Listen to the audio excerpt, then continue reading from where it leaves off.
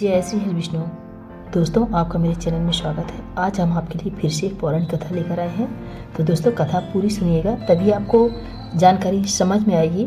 और ये कहानी बहुत ही रुचिकर, बहुत ही प्रेरणादायी, बहुत ही शिक्षाप्रद है। कथा सुनने से पहले आपसे एक रिक्वेस्ट है कि आप मेरे चैनल में अगर नए हैं तो प्लीज़ चैनल को सब्सक्राइब कर लीजिएगा और वीडियो को लाइक करना बिल्कुल मत भूलिएगा। तो आज की कहानी है कैकेयी को आत्मज्ञान की प्राप्ति कैसे हुई। बात उस समय की है जब प्रभु श्री राम रावण पर विजय पाकर अयोध्या लौटे। सारे अयोध्यावासी श्री राम के आने की खबर सुनकर उनके स्वागत के लिए खड़े थे। माता कौशल्या, माता सुमित्रा, भरत, शत्रुघ्न सभी प्रेमवश उनके समक्ष खड़े थे। श्री राम के वापस आने की खुशी कारण सब लोग मूर्तिवत खड़े थे। सबकी आंखों से अश्रुधारा बह रही थी। कैकेयी की आंखें भी अश्रुओं से भीगी हुई थी। उनके मुख पर दुख और ग्लानि के भाव थे। इसी भाव के साथ वह श्री राम के सम्मुख उपस्थित होने जा रही थी, परंतु मन में डर भी रही थी। उन्हें लग रहा था कि किस मुंह से राम का सामना करे। एक समय था जब इस मुख से उन्होंने श्री राम के लिए महाराज दशरथ से वनवास मांगा था।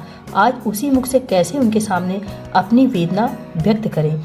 वह सोच रही थी कि उस समय उनके मन में ऐसी क्या कुमति आ गई जिससे उन्हें उनके मुंह से निकले शब्दों के कारण महाराज को अपने प्राण त्यागने पड़े और श्री राम को सीता व लक्ष्मण सहित वर्षों तक वनवास भोगना पड़ा। राक्षस राज रावण से युद्ध जैसे भीषण समय को सहना पड़ा और स्वयं उनका पुत्र भरत भी उनसे दूर हो गया। ये सारे विचार उनके मन में झंझावत की भांति चल रहे थे। कहीं न कहीं मन में यह भी भय था कि जाने श्री राम उनके साथ किस तरह का व्यवहार करे।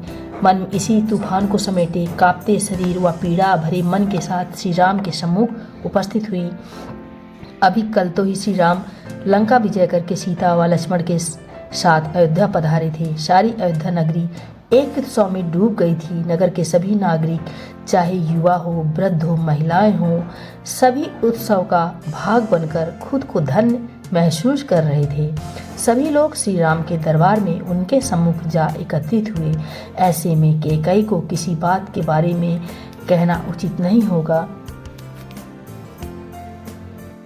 कैकेयी संकोच के भाव के साथ राज दरबार में जा पहुंची।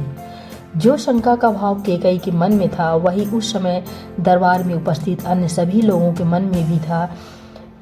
भगवान श्री राम अब कैकेयी के साथ किस तरह का व्यवहार करेंगे। किसी को लग रहा था कि क्रोध करके उन्हें प्राण दंड दे देंगे। कोई सोच रहा था कि प्राण दंड ना भी दे तो उनको उचित दंड देने का अधिकार तो अवश्य है। श्री राम को कुछ सोच रहे थे, शायद वे उन्हें क्षमा कर दे। दरबार में उपस्थित सबके मन में अलग अलग तरह के विचार मन में उमड़ रहे थे, किंतु वहाँ जो हुआ वह सब आशाओं के विपरीत था। वहाँ जब श्री राम ने देखा कि उनकी माता कैकेयी उनके दरबार में आ रही हैं, तो उन्हें देखकर राम अपने स्थान से उठे और उन्होंने माँ कहते हुए उनके पास जा पहुँचे। उन्होंने कैकेयी को राजकक्ष में प्रवेश करने से पूर्व ही रोक लिया। श्री राम ने उनके चरणों में दंडवत प्रणाम किया, फिर उन्हें अपने हाथों का सहारा देते हुए उस राज दरबार में ले आए। वहां उन्हें सर्वोच्च आसन पर बिठा दिया। ऐसा लग रहा था जैसे वो उन्हीं की प्रतीक्षा में वहां बैठे हों। इतना प्रेमपूर्ण व सम्मानजनक व्यवहार देखकर कैकेयी तो मानो बिलक पड़ी। बड़ी मुश्किल से उन्होंने अपने मुख से सिर्फ इतना ही निकाल पाई, नहीं राम, मैं इतने सम्मान के लायक नहीं हूँ। मैं सिर्फ तुम्हारी ही नहीं, पूरी अयोध्या की अपराधी हूँ। मेरे कारण तुमने जो दुख सहे, सीता और लक्ष्मण ने जो कष्ट सहे, अयोध्या की प्रजा ने इतने वर्षों तक जो कष्ट सहे, वह मुझे दंड का भागी बनाते हैं। हे राम, मुझे दंड दो, पुरस्कार नहीं। इतना कहकर कैकेयी बिलक बिलक कर रो पड़ी। अपनी माँ के मुख से ऐसी बातों को सुनकर श्री राम विहल हो गए। नहीं माँ, व्यक्ति तो मात्र कर्मों का परिणाम प्रदान करने का माध्यम है, बाकी सारा कार्य तो काल के हाथों में है। आपके मुख से जो निकला, यदि वह न निकला होता तो आज यह आर्यावर्त उस असुर के आतंक से मुक्त नहीं होता। यह दंड नहीं, यह तो पुरस्कार के योग्य कार्य है। भगवान श्री राम गंभीरता पूर्वक आगे बोले, माँ, सामान्यतः हम लोग व्यक्ति के किसी कार्य को कारण समझते हैं और उससे बदला लेने की, उसका प्रत्युत्तर देने की सोचते हैं, पर जबकि ऐसा नहीं है। इस सृष्टि के सभी सत्यों में से एक सत्य यह है कि मनुष्य को जीवन में जो स्थितियां और परिस्थितियां आती हैं वह इसके द्वारा पूर्व में किए गए शुभ अशुभ कर्मों के कारण ही मिलती है। कुछ हमारे पूर्व सिंचित कर्म थे, कुछ इस जन्म के पाप, जिनका परिणाम हमें दिलाने के लिए उस दिन माँ सरस्वती ने आपसे यह सब करवाया था। वह आपकी जीवा पर विराजमान होकर बैठ गई थी।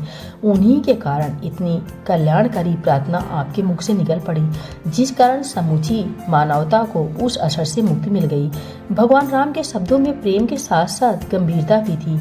भावनाएं सकारात्मक होती हैं तो प्रेम बन जाता है, और प्रेम पवित्रता से जुड़ता है तो एक अद्भुत प्रभाव सुनने वाले पर छोड़ता है। यदि भगवान राम के शब्द मात्र शब्द होते तो उनके द्वारा रानी केकई के मन के बोझ को हल्का कर पाना संभव न था, किंतु उनके द्वारा जो यह वचन कहे गए थे वह इतनी आत्मीयता के साथ कहे गए थे कि रानी ने दशकों पुराने मन के भार को सहजता से हल्का होते हुए अनुभव किया। केकई बोली, हे राम, तुम्हारे प्रेम ने मेरे मन को बोझ को हल्का कर दिया है, परंतु अब मैं खुद को इस राजमहल में रहने की योग्य नहीं मानती हूँ। कितने वर्षों तक मैं तुम्हें देखने की लालसा के कारण ही यहाँ पर रुकी रही हूँ, किंतु अब मैं वन जाकर तपस्या करना चाहती हूँ। जीवन के अंतिम वर्षों में शायद मुझ में बोध जाग जाए, शायद मुझे आत्मज्ञान प्राप्त हो जाए, बस यही कामना है मेरी। श्री राम बोले, यदि आपकी ऐसी इच्छा है तो मैं आपको रोकूंगा नहीं, लेकिन जरूर कहूंगा कि यदि आप आत्मज्ञान की अभिलाषा रखती हैं तो मार्ग में पड़ने वाले खेत में जरूर घूमकर जाइएगा। वहाँ भेड़ों से कुछ समय वार्तालाप करके ही वन जाइएगा। एक बार वार्तालाप करके देखें, शायद किसी महत्वपूर्ण ज्ञान का स्रोत बन जाए। मैं लक्ष्मण से कह देता हूँ, जब आप जाएंगी तो वह आपको सुरक्षित वन तक छोड़ जाएंगे। केकई लक्ष्मण के साथ वन जाने की बात तो वह समझ गई, किंतु भेड़ों से वार्तालाप की बात वे समझ न सकी। भेड़ों से वार्तालाप करने की बात को सुनकर उन्हें ऐसा लगा मानो श्री राम ने उनसे कोई उपहास किया हो। फिर भी उन्होंने यह सोचकर मन को समझाया कि संभवतः उनके परिहास में कोई गंभीर संदेश हो सकता है। अगले दिन लक्ष्मण ने भगवान श्री राम के आदेशानुसार रथ तैयार किया और खुद सारथी के स्थान पर बैठ गए। रानी केकई को लेकर वे वन की ओर निकल पड़ी। केकई ने चलते समय लक्ष्मण से पूछा, पुत्र लक्ष्मण, क्या श्री राम ने तुम्हें कोई संकेत दिया है? मैं भेड़ों से वार्तालाप करने के उद्देश्य को समझ नहीं पाई।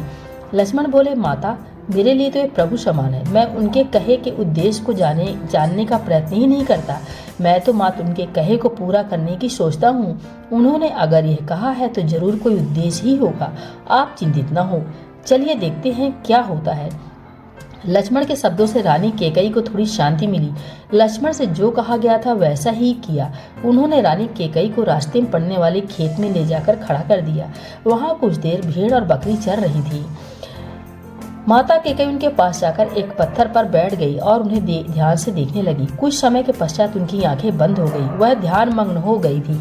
उस समय उन्हें मात्र उन भेड़ों की में करती हुई आवाज उनके कानों में पड़ रही थी। कुछ देर यूं ही बैठकर वे एकदम तीव्रता से उठी और लक्ष्मण से बोली, पुत्र, वापस अयोध्या चलो। जिस ज्ञान की तलाश में मैं वन जाना चाहती थी वह तो श्री राम ने मुझे यहीं दिखा दिया। आज यह भेड़े ही मेरी गुरु बन गई। मैं राम को धन्यवाद देना चाहती हूँ। राम ने ही आज मेरे मन के ज्ञान के द्वार को खोल दिया। आज मुझे आत्मज्ञान की प्राप्ति हो गई। तो दोस्तों, ये थी केकई की आत्मज्ञान की कथा। कहानी अच्छी लगी हो प्लीज लाइक सब्सक्राइब जरूर कर लीजिए। नमस्कार।